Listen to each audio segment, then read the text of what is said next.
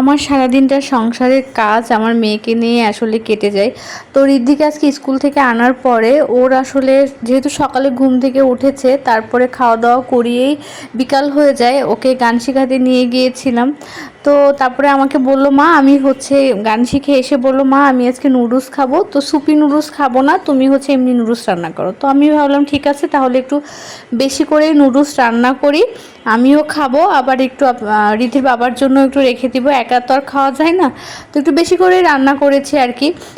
তো আমার কড়াইটা দেখে আপনারা কেউ কিছু বলবেন না, এই কড়াইটাতে রান্না করতে আমার অনেক ভালো লাগে। এটা আমার হোস্টেল লাইফের কড়াই, অনেক আগেও বলেছি।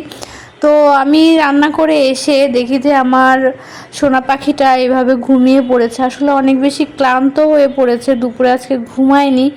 তো নুডলসটা রান্না করে এত বেশি খারাপ লাগছে যে আমিও রেখে দিলাম আর কি, আমিও খেলাম না। ও উঠুক, তারপরে খাবো একসাথে।